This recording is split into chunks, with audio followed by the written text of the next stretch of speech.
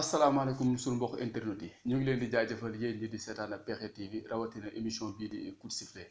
waaw gis nañ seen réaction yéen ñi nga xam ne bon yéen a ngi commentaire ak ñi nga xamante ne ñu ngi ñuy woo ñi nekk si réew bi ak ñi nekk bitim réew di apprécier émission bi nga xamante ne moom mooy coup de sifflet di leen wax ne bon noonu rek la tey nag dafa am benn thème bu am solo bi nga xamante ni dañ ko indiwaat si coup de sifflet xam ngeen coup de sifflet chaque jour ay thèmes yu am solo thème yi nga xamante ni dafa fees dell ki njëriñ kese lañ fi indi ñaari thème yi nga xamante ni nii benn bi mu ngi wax ci est-ce que football bi nga xamante ni nii mu ngi nekk petite catégorie bi maanaam dina amal njëriñ footballu Sénégal beneen bi ñu wax ci état maanaam mooy maanaam nguur gi ak sport Sénégal ñoom naka la ñu jàppee sport bi la rawatina pàcc bi ñuy wax football ndax dégg nañ fi subvention yi génn na mais bon ba léegi nii sport bi amugul dara loo xamante ni mën nañ ko ci wax tey nag ñu fas yéene teg ñaari sujet yoon football ndaw ñi ak état bi ak sport Sénégal waaye balaa may gën a dugg si grand at bi ñu ngi lay nuyu. waaw Gris maa ngi fay di nuyu mbokk internet du Pexxe TV yëpp di nuyu Cheikh mbas mi fi ne aussi yàlla def mu jógee fi ndax ñu mën a delluwaat suñuy activité di ñaan yàlla émission bii ñu nekk aussi ñu commencé ko ci bisimilah rahmaani rahim jeexal ko ci alhamdulilah rabbil alamin ba lépp ñu ci bëgg ci ay leer rek ñu mën ko am quoi. jërëjëf grand at bi. Cheikh Fall ma bàyyi la ak mbokk internet Pexxe TV. bon Gris maa ngi lay nuyu bu baax di nuyu coach di nuyu technicien yi di nuyu mbokku internetu Pexxe TV yëpp comme ni ko coach waxee rek di ñaan itam mbas mi dugg ci àdduna yàlla na ko fi yàlla teggi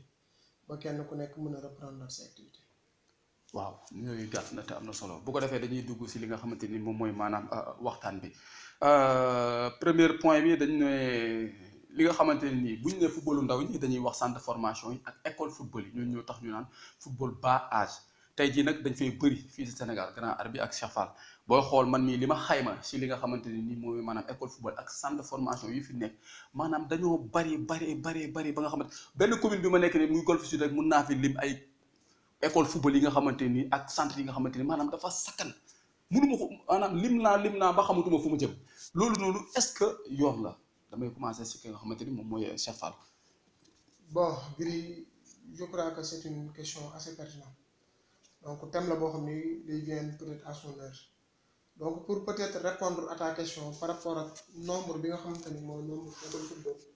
wala nombre d'école formation bi nga xamante ni bari na ci gox bi bari na ci réew mi itam je dirais que sax man nombre bi dafa ndaw waaw pour man bu ma soobee ñu gën koo yokk quartier boo dem sax bu doon benn école football la am naa amaat ñaari école football. bu doon ñaar la am naa amaat ñetti école football parce que itam comme son nom l'indique c'est d'abord une école itam xale bi pour man dafay jàng bu fekkee ne day jàng tàggat yaram di def wàllu sport ñu koy jàngal football waaye du yem ci football bi kese ki koy jàngal père de famille la c'est un éducateur c'est un formateur du yem ci football bi daf koy jàngalaale ay valeurs kon jàpp naa ne bu école football yi bëri woon centre de formation yi bëri je crois que peut-être police sax mën na bañ a defati liggéeyam comme ni mu ko doon defee ndax jeunesse bi dinañ sañ jeunesse bi dinañ nekk entre de très bonnes mains ñu ci yàlla may chance ñu mën tekki football ñu nañ ci tekki dimbali seen waajur ak ku yaakaar ci ñoom ñi nga xamante ne nag tekkiwuñ ci itam dinañ exercer ci beneen métier tout en gardant des valeurs donc pour man que ça soit les écoles football et les centres de formation luñ ci am rek daanaka doyul quoi. waaw Cheikh Fall wax na wax bu am solo mais tamit dinaa ñëwaat foofu noonu Cheikh Fall parce que da nga ne luñ ci am doyul waaye balaa may ñëwaat si yow rek damay bàyyi grand at bi moom tamit mu joxe si xalaatam école football yi nga xamante ni maanaam dañoo bëri si réew mi est-ce que loolu noonu moom yoon la yow grand at en tant que technicien. bon man en tant que technicien je dirais que peut-être que yoon la mais aussi dañ ko war a organiser parce que. bañ nañ ko ba école de football comme ni ko Cheikh waxee formation du ko jóg rek samp sa école te da ngay gis genre nit ñoo xamante ni bii ñooy yor école football yi ñooñu mënuñu inculquer dara les enfants mënuñu leen jàngal dara parce que ñoom ci seen wàllu bopp ñoom correct ñu balaa xale yow mi koy jàngal royukaay ngay nekk ci moom léegi nag lan la war a roy ci yow balaa dara dafa war a roy attitude comportement la war a njëkk roy parce que loolu lay njëkk a gis ci yow avant ngay wax quoi que ce soit. présentation bu ñëwee rek dafa war a gis nit koo xam ne nit ku correct la mais nga ñëw gis nit ku yor école football koo xamante ni bii day tox cigarette ci en pleine séance mu nga am cigarette am sol col ko boo xamante ni n'a rien à voir ak le sport di wax langage boo xamante ni bii ça n'a rien à voir ak le sport voilà vraiment te loolu dafa bëri école football yu bëri loolu la te nos parents nag le fait que ñu yóbbu seeni doom école football des fois du pour ñu jàngi de pour ñu bañ leen perturber ci kër gi la pour mën a libre ci kër gi rek ñu inscrire booy yi les mercredis et les samedis dimanche pour kër gi mën a féex booy yi dem alors que dafa war a nekk loo xamante ni bii parent bi sax mooy gunge xale bi boo demee en Europe parents yi ñooy indi seen doom yi ba ci école bi taxaw xaar leen doom yi entraîné ba pare ñu jëlaat leen yóbbu leen ñu ñibbi mais li tax tamit éducateurs yooyu mel noonu parents yi tamit laay débat fa bi parce que li ñu war a def ci pas éducateur ba duñ ko def éducateur bi day yor 100 élèves 10 ñoo ciy fay fin du mois te dañu war a am équipement dañu war a am ay ballon dañu war a am leneen matériel didactique bi ñu war a am yëpp duñ ko am parce que parents yi li ñu warloo ak waa ji duñ ko def mais aussi waa ji aussi peut-être formation bi mu war a def pour yor école football def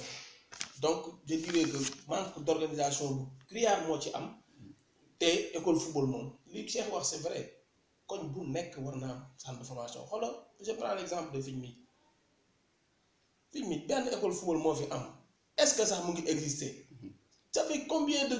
gisatuñu ko école football bu exister parce que d'une part amatuñu espace sax bu booy yi évoluer espace amatul ci dëkk bi pour école football yi mën ci évoluer parce que espace yëpp tëj nañ ko Fimmi damay jël exemple encore ci Fimmi ñun ñëpp heure bi école 26 lañ doon tase vélodrome lañ ko tuddee woon xale yëpp fa lañ doon tase di football ñi mag ñi bu ñuy jouer fii amoon espace ci ginnaaw xale yi di fa daw ak tout ça mais léegi anam moo tax gis nga jeunesse bi nekk fii ni ñuy def yëpp parce que voilà. donc yaakaar naa ni am na solo trop mais Cheikh Fall damay ñëw tey jii da nga ne bon dafa war a bari mais comme grand arbitre bi waxoon foofu laa bëggoon ñëw mais bu baree tamit te amul ñi nga xamante ni ñoom ñoo ko maanaam ay encadreurs yi nga xamante ni ñoom ay exemplaires lañ miin nañ ko xam nañ affaire bi mais est-ce que tamit du indi beneen complication bi si biir sport. bon man je dirais même bu dul sport sax tout ce qui n'est pas organisé moom jarul sax nit di ci sonn mais bu ñu fàtte itam football ay textes de ko régir donc nous sommes dans un état de droit ñu am état am ministère am fédération moom ODCAV am ay école football am ay centre de formation école football yëpp dafa am foo xamante ne fa lañ tënku ñooñu tënkuwaat feneen donc c'est à eux d'organiser coach li mu wax dama koy dëggal quelqu'un qui n'est pas formé quelqu'un qui xam ne amul information nécessaire relative au football ne peut pas former beneen xale quelqu'un qui n'a pas de valeur mënu ko def ci xale quelqu'un koo xamante ni nekk loolu sax pratiquant xëy na dafa xëy amul métier wala deful dara mu xëy jënd polo jënd dossard di entraîner ay xale ça se fait pas football dafa am réglementation boo xamante ni moom moo ci nekk c'est pas pour rien que les entraîneurs participent à des séances de formation c'est pas pour rien ñu leen di former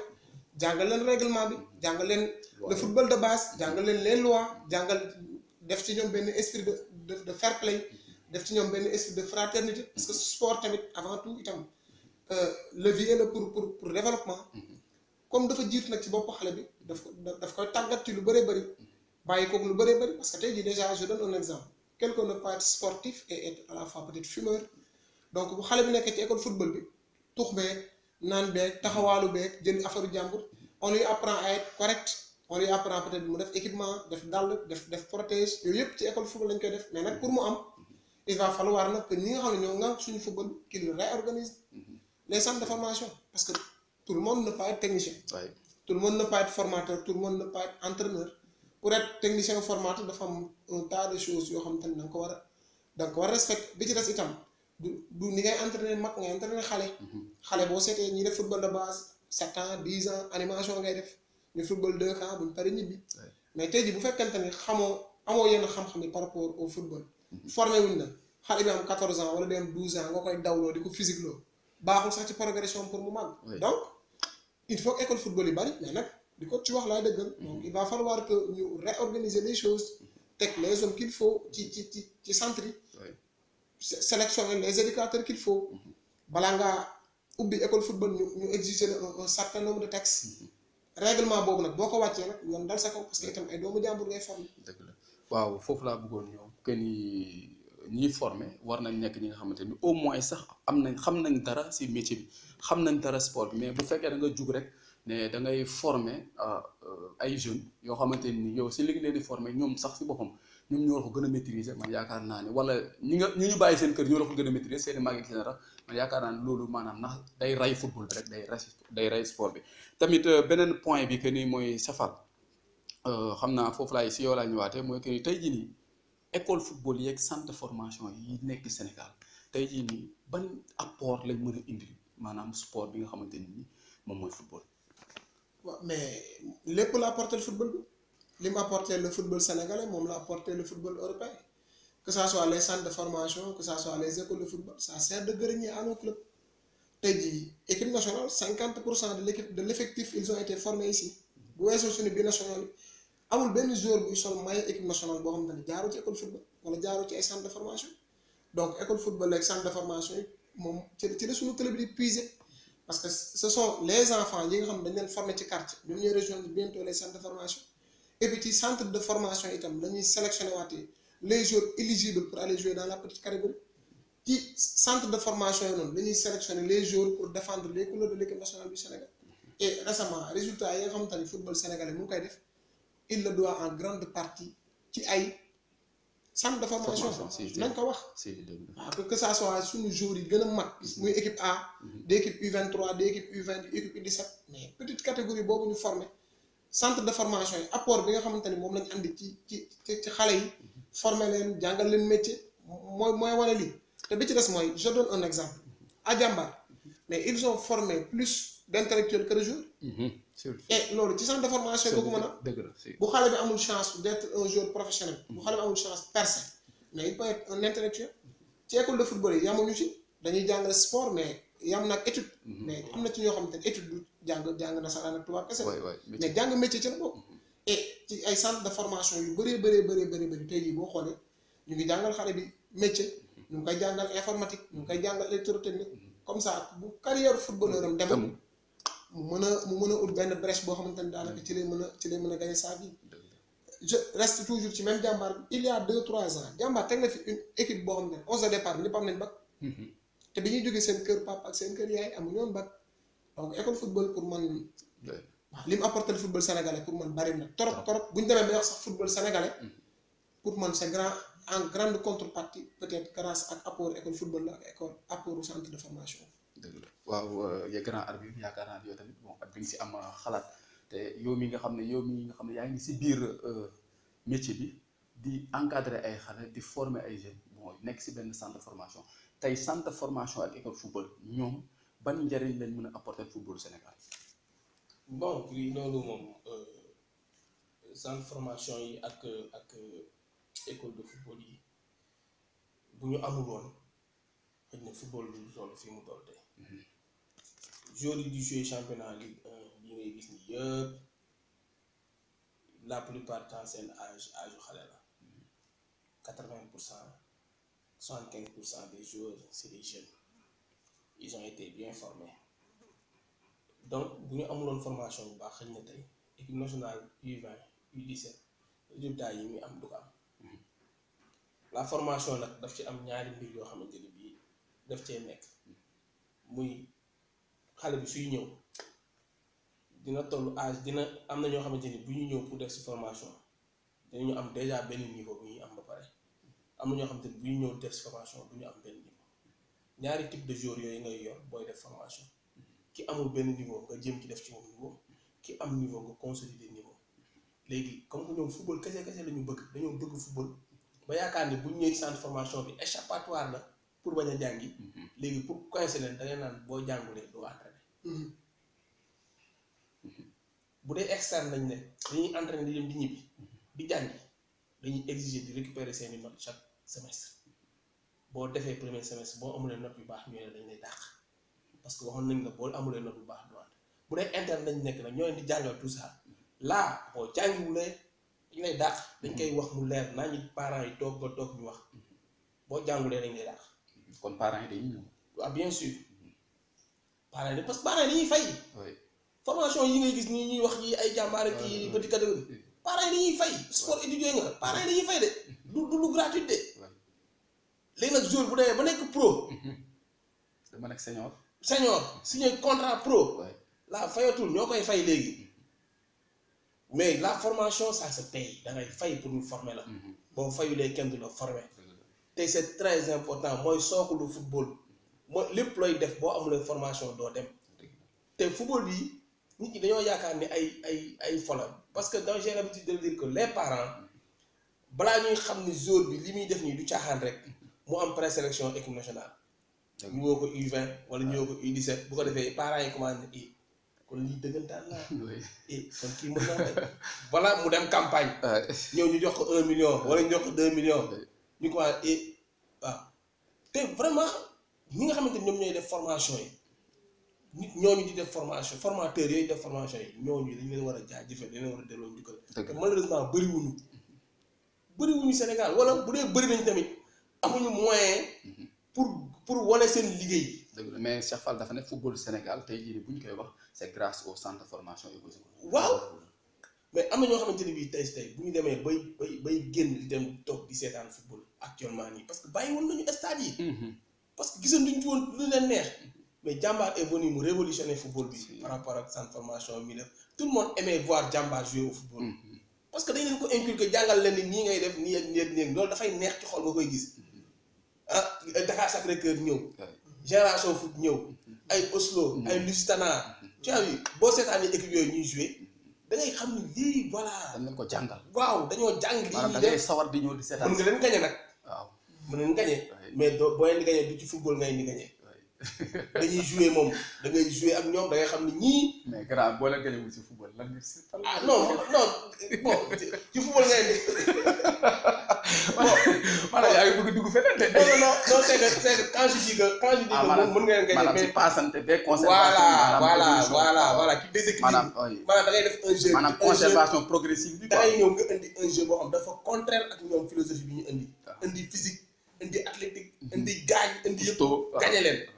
mais bu dee ay football kese jaar ci ay kii nii. mais des fois mën nga indi loolu sax ñu gagné la. waaw bien sûr yàgg nañ ko def. yéen aussi yàgg ngeen ko def. yàgg nañ ko def. mais bon voilà comme Génération Foot da nga koy gis muy joué bi muy dominer championnat bi 2 ans yi passé yi. muy dominer équipe bi fii man damay gis dem toog di saan Génération Foot mais damay gis ay xale. surtout. seetaan naa ko fii contre FC. bu paree Khalil di wax ma ne ko Khalil football xale moo koy def. waay man nga sa latéraux yi mu ñu téye excentré yi. dañ leen di dawloo 90 minutes dañuy bàyyi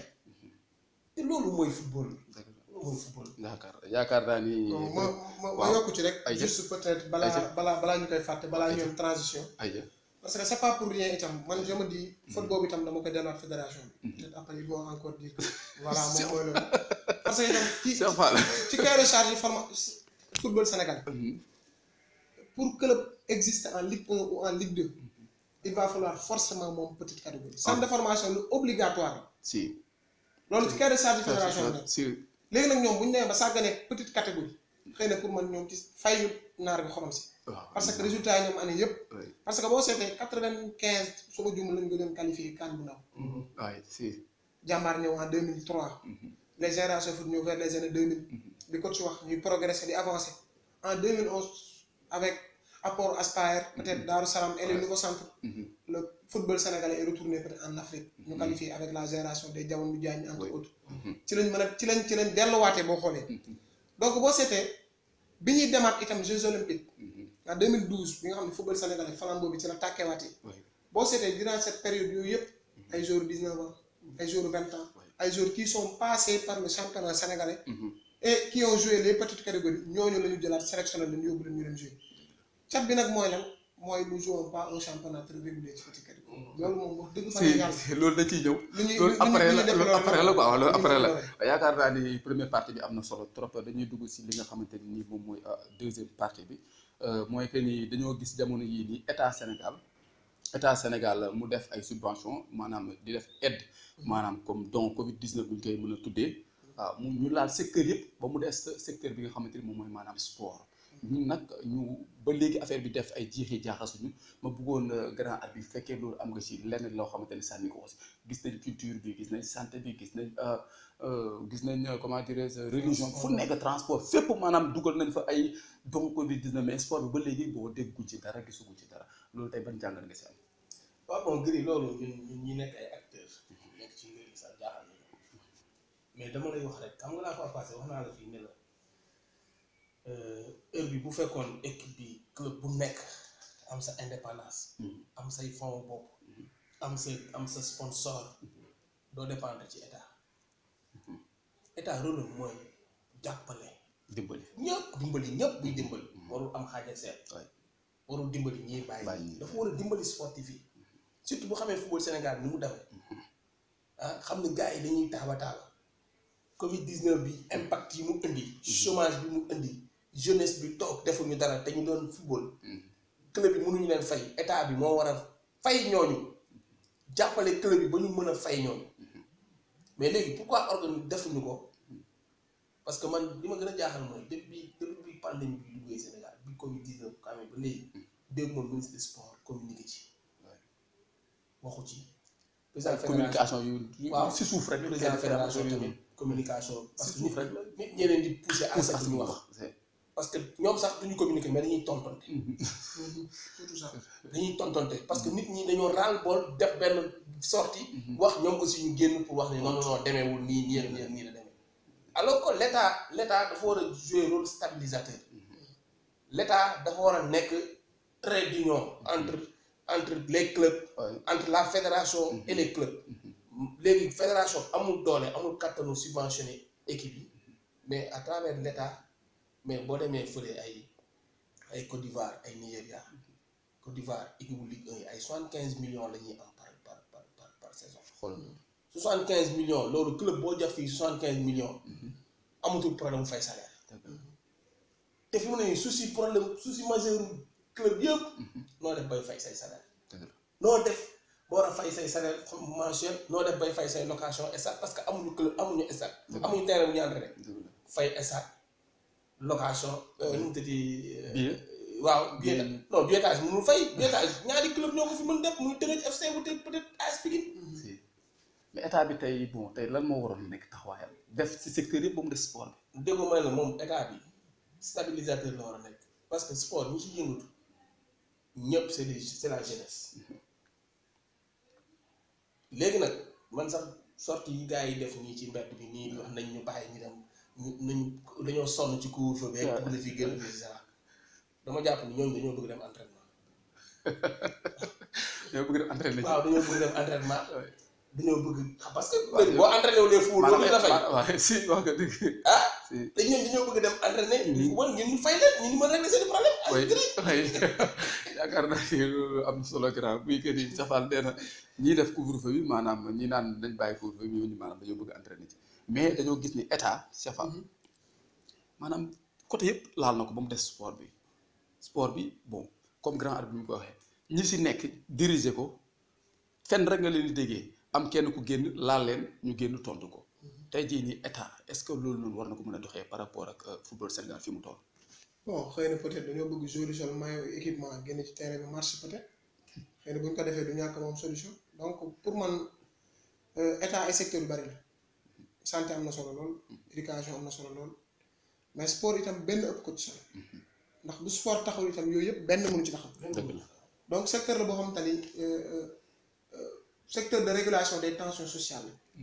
secteur la boo xamante ni bu fekkoon da nga waxoon impact rek pour man c'est l'un des secteurs les plus impactés da ngay xool par exemple ci transporteurs yi doon kaas depuis 90 jours liggéeyu ñu leen di masaw bu baax parce que itam njaboot la njor di leen dundal mais ñaata jour transporteur bi moom la borom oto bi apprenti bi ak seeni famille mais club bi ñaata jour lay employé fii chaque club Ligue 1 lu mu dee ses ressources humaines say personnes yi nga xam ne yaa leen employé lu mu dee mën na 30 jours staff technique bi ñëw ñaata nit ñoo ci doon gagné seen vie tey jii nga jël seen vie peut-être ou seen avenir nga un peu hypothéqué ko mettre ko à l'écart donc état pour man bu demee day génne 1000 milliards ci temps pandémie bi sport taxaw depuis presque 3 mois on ne joue pas joueurs yi xamuñu fu ñu jëm ils sont à la maison ils s'entraînent mujj gi sax ils vont plus s'entraîner parce que amatuñu ñu lekk à un certain moment donné entraîneurs yi ils n'ont plus le temps de donner des programmes bi ci des mooy président club yi certes yenn saa yi ma sànni leen xeer mais c'est des privés c'est des personnes yoo xam ne ñoom njaboot am famille ils ont pris leur argent mën nañ ko dem investir ci hôtellerie mën nañ ko investir ci tourisme te boobaa itam ça va leur apporter beaucoup d'argent mais ñu ci ëpp c'est des patriotes dañu gëm seen dëkk gëm également la jeunesse de leur pays. On ne peut pas être dans un pays où plus de la moitié sont des jeunes. Sport nekk facteur boo xam tamit presque pratiquement je peux dire jeunesse bi yëpp boo xoolee dañ ci gis seen bopp. Et je ne parle pas seulement du football. C'est pareil ci basket. C'est similaire ci athlétisme. C'est similaire entre autres. C'est les présidents qui ont sorti le chéquier def une préparation fay entraîneur recruter ay joueurs dem jëli ay joueurs vers l'étranger signé ak ñoom ay contrat en bonne et due forme pandémie bi ñëw mais état moo ñu teree football tere nañu jouer à huis clos pour finir peut-être le championnat mais état war na mën a def benn geste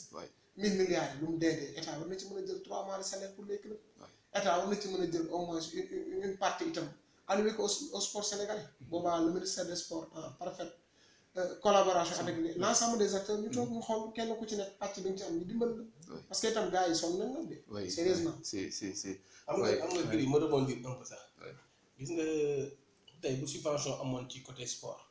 pour identifier ñi ko yellool waaye day yomb contrairement ak tey subvention bi dem ci transport bi nag ngay subvention nag ngay identifier ñi ko yellool yeneen ni sport bi organisé woo bu subvention ñoon ku ci nekk di nga xam lan nga ci war a am lan nga ñëppay jot seen day yomb quoi day yomb oui dëgg la man yaakaar naa ni foofu la ñuy tëjee maanaam point boobu daa ñu koy tëj après beneen question boo xamante ni nii bon pour quelques minutes rek ku ci nekk mooy que ni manque de considération bi nga xamante ni nii tey jii nii état bi def na ko li nga xamante mooy maanaam sport bi maanaam lii manque de considération lañ ko mën a xoolee mbas ñëw si réew maanaam ngay génnee ay aide laal ñëpp ba mu des sport bi mu loolu manque de considération lañ ko mën a jàppee kon tey jii nii manque de considération bi nga xamante ni état bi def na ko maanaam sport bi tey yow ji tey en tant que coach tey bu fekkoon da ngay joxe benn kàddu lan lay doon. bon man avant xam nga man duñu dépendre ñu directement ci état ñun dañu dépendre ci benn fédération boobu moo dépendre ci état bi mais fédération bi ni mu mel ak état bi rek noonu la état bi mel ak moom. kon maanaam ñoom ñoo tax ñu yàpp leen. dëgg la parce que fédération xëy na bu amoon taxawaay bi mu war a taxaw ni mu war a def bu ko doon def bu waroon si moom. li mu war a def yëpp bu ko defoon noo def subvention yi dina ñëw à temps et en heure. c'est pas loolu la si wax. bon li ma ci wax. manque de considération bi. bon je dirais sax pas peut-être bon manque de considération peut-être de la part de l'État xëy na. mais dama jàpp xëy na apport sport ci réew la pour man lañu desee xamaat pour man quoi. pour man question de xëy na priorité la. c'est bien boo nga jox nit ñi ceeb c'est bien beau mais pour man acteurs yi nañ mobiliser wu waat bu baax a baax. parce que itam ils ont été lésés ñu wax ko teddee. parce que kenn ku ci nekk bi nga jógee yëngu-yëngal dañoo satisfaire sa doléance. pour man jot na itam état du Sénégal bu fekkee fàtte la. ñu fàttali ko suñu bopp itam mu gëstuwaat su fekkente ni itam tayef la ñu corriger erreur boobu dans les plus brefs délais parce que itam quoi qu'on puisse le dire acteurs yi nekk sport bi les clubs ñi nekk ci basket bi ñi nekk ci athlétisme bi soxla nañ vraiment ndimbalu état surtout en cette période quoi parce que itam il génère des emplois te ñi fay liggéey yëpp ci ñoom dañoo am ay famille quoi. waaw yaakaar naa ni foofu la ñuy tëjee point boobu noonu ñu dugg fi nga xamante ni nii moom mooy maanaam problème bi nga xamante ni nii fédération am na ko ak maanaam Madi Touré ki nga xam ne moom mooy président kii bi comment dire génération foot problème bi mu am ak waa fédération tey jii nii si 3 secondes 4 secondes tey jii nii loolu noonu ban jàngat nga si am maanaam problème de prime la yow tey jii nii en tant que coach yow ban jàngat nga si am. ah loolu moom peut-être que du ma ci mën a sori parce que aussi xawma les tenants et les aboutissants Madi Touré génn na def sortie fédération génn nañu tontu ko Madi Touré li muy wax am na fu mu ko teg mais apparemment fédération aussi li ñuy wax am nañu fu mu ko teg donc man li ma gis rek mooy dañu war a toog waxtaan en tant que des responsables arrondir les angles ku nekk wax parce que am na ñuy wax ni Madi Touré forme yi bi ñu génnee play off play down la bëggul parce que gis nañu génération foot foofu mu nekk noonu. arrangé wu ko benn parce que championnat bu 13 journées moo des. ci 13 journées yi 39 points la. bu ñu ko joué normalement génération foot mën na jógee foofu mu nekk yéegaat ci kaw. donc dañuy hypothéquer chance am pour mu dem Coupe d'Afrique déwén. wala chance am pour mu nekk champion Sénégal. loolu moo tax pour sortir. waaw am na ñuy wax loolu. mais je dirais que nu mu mënti demee rek bu ma demee fédération ak Madi Touré war nañu mën a toog waxtaan en tant que des responsables bàyyi sortie yi ñuy def ñii naan fédération wala ñu naan Madi Touré la voilà. d'accord Safar. bon li ko ci wax rek koo ci gëm kii dafa def sorti andi preuve ci télé bi ne ko wax fédération andi réplique andi ay dépenses de façon détaillée andi subvention boo xam ne moom la dimbalee génération foot te ndimbal comme nu mu mënti toll du tuut contrairement Madi Touré ñëwaat avec Talla Fall SG ou chargé de communication GF ñëwaat defaat beneen sorti andiwaat dépense yi nga xamante ni moom la ko fédération sénégalaise andi ci contenu këyitu génération foot boo xoolee ba ci biir day mel ni ñoom li ñu dépensé par rapport leen fédération bi dimbali peut-être infime partie mais quel que soit alpha ils ont été aidés par la fédération mais nag texte itam moo imposé fédération à ce que mu aider club bu dem en Afrique kon fédération pour man itam quel que soit alpha pour man war nañ dépasser niveau boobu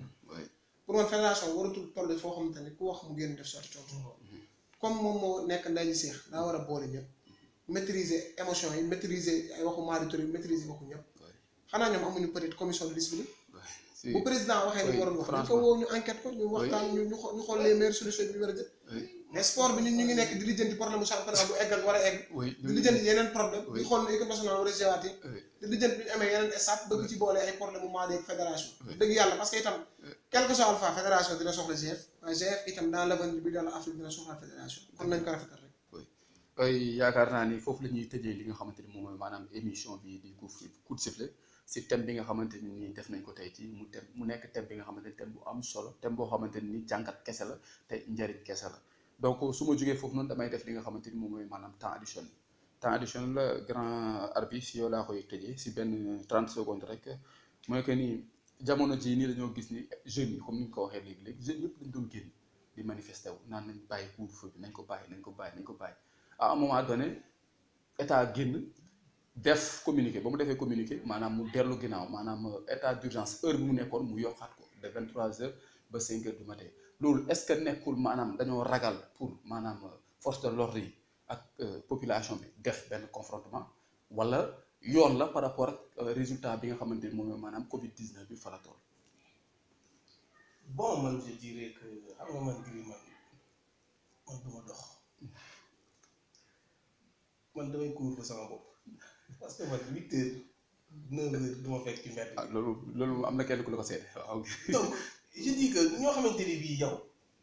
bu doon sax dañ ñu ne bëccëg bi bul doxee soxla parce que bëccëg nga mën a dox say activité yow à partir de 21h ba 5h du matin lan nga fa mën a régler ba mu jaral la nga génn ci mbedd bi manifester noonu ba mu jar non mais quand même am na yoo xamante ni bii Gris man dama jàpp rek ni nit ñi ils sont inconscients. xamuñu lan mooy impact bi feebar bi am xamuñu ko buñ ko xamoon dinañu bàyyi man d'accord ma ci loolu président nag moom nu mu tëddi élément stabilisateur la dafay déglu ñëpp du man dama jàpp ci sama gis-gis de dama jàpp ni xëy na ragalul mais dëkk bi musuñu xamuñu luy guerre civile jàmm la dëkk bi xam ci la lépp xaj tamit neewoon def na discours mu ne il faut savoir vivre avec le virus xëj na ci foofu la ñuy woo moom demee ba bàyyi yi muy bàyyi ñëpp léegi bàyyi na daf ñuy ñaax responsabilité nga xamante ni man personnellement quand je sors chez moi dama naan man maa am coronavirus donc man maa war a daw sama ñi may tasee kooku bu keneen bu defee noonu def samay masque jël samay mesures barrières problème du am mais su fekkente ni bii nit ñi lii ñu jógte nii yaakaar ni gouvernement dafa dellu ginnaaw moo tax mu yóbbu non man gisee wu ma ko noonu baax. dëgg la Cheikh Fall. bon une minute. je dirais que dafa déglu Sénégalais yi bale nag seen bopp waaw pour man. te pour man à partir de dorénavant fi mu ne nii ñun ñëpp chacun pour soi la ñu war a dund. bi ci des itam keroog dama am déception trop en tant que jeune dama rusoon sax nekk jeune peut-être parce que le problème mooy feebar bi xëy na mën na bañ a am impact ñun ñi mais ñun ñëpp kenn ku ne da nga am ay mag sa kër. et c'est des personnes yi nga xamante ni seen immunité demeewul noonu parce que ñi dañoo hypertendu ñi dañoo diabète ñi dañoo demee neneen génn di marche pour un couvre-feu lan la ñu mën a apporter bi ci des tamit décision état bi bon man personnellement du lu may rafet parce que dafa xaw a paradoxe mënuñu am plus de cas moins de mesures dañu waxante dëgg rek plus de cas yi du yokk depuis de chaque jour moor yi du yokk ñuy gën di wàññi mesures yi non man mënuma comprendre loolu te phase bi ñu toll nii du ay jeunes lañu war a déglu borom xam-xam yi am xam-xam ci wàllu santé la ñu war a déglu ñoom ñoo war a joxe orientation ñoom ñoo nañ def lii buñ def lii suñu waree wàññi ñoom ñoo ko war a décider bu ñu waree yokk ñoom ñoo ko war a décider mais nag bu état jékkee-jékki jëlaat Sénégalais bale nag seen bopp ah na ko ne jël sa responsabilité rek.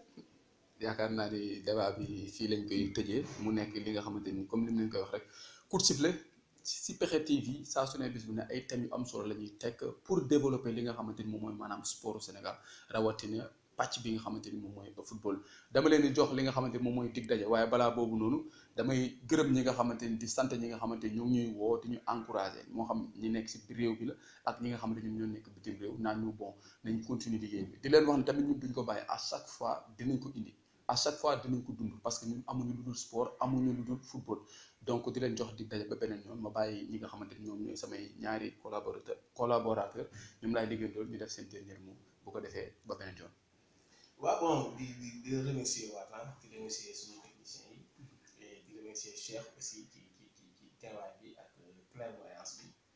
di may wax toujours rek di wax suñu mbokk internet yi ñuy like suñu site bi indi ay suggestion aussi parce que aussi ñun fii lañuy toog di wax lu fi baax rek ci yàlla la mais lu fi dëng aussi ci matadi doomu aadama voilà ñun dañuy soxla seeni suggestion seeni critique pour que ñu mën a avancer par rapport à ça et di ñaan yàlla aussi nii ñu ko démarré nii ñu dem ba am ci lu suñu njort voilà di leen remercier waat encore une fois di leen wax ba beneen yoon Cheikh Fall. Bon, ça fait toujours plaisir itam ñu ñëw partager grand bi plateau bi chaque jour.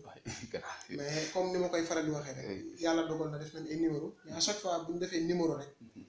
lu ñu waxtaanee peut-être après day mel ni. internet dañu dégg wala fédération dañu dégg. dogal nañ fi kaasal fi jour yi ñu jékki-jékki ñoom syndicat. ñu xëy soulever fi beneen problème semaine prochaine mooy ñàkk déggoo entraîneur yi. ñoom it ils sont sur le point ñu gën di booloo def nañ benn collectif. ba ñu ngi waaj a dugg itam ñoom dans le syndicalisme pour casse seen droit parce que c'est des employés c'est des travailleurs am nañ ci droit fii lañ ko waxtaane woon yàlla dogal na am na fi toog nañ fi casse championnat bi ñu war a def novembre peut-être fédération def na lu mel ni genre volte-face il dit qu'il va se réunir en juillet pourquoi pas redémarrer un peu plus tôt et si redémarre le championnat parce que dañuy may club après benn weer de préparation ou 2 mois donc on va reprendre au mois de septembre ci li ñu waxagum si la pandémie est maîtrisée. Donc, dans ce cas, protocole sanitaire, l'État dit en collaboration avec le ministère de la Santé, la fédération, même s'il faut reprendre à 8 clos, et dans ce cas, l'Indon Casse, on peut continuer. Moi, on peut bel et bien continuer le championnat, jusqu'au septembre, octobre, comme ça, avant le mois de novembre, nous dire. Donc, c'est des choses positives, à chaque fois, il faut que nous te buñ ci itam ñu ngi ciy gis satisfaction ñu ngi gis itam nit ñi donc di leen joxaat dox daje rek semaine prochaine di ñaan itam rek mbas mi suñu borom teggaat ko fi rek ba ñu mën a reprendre suñuy activité quoi di jaajëfal ñëpp. ok sama gars yi kon di leen jox dig daje ba beneen yoon jaa ngeen jëf.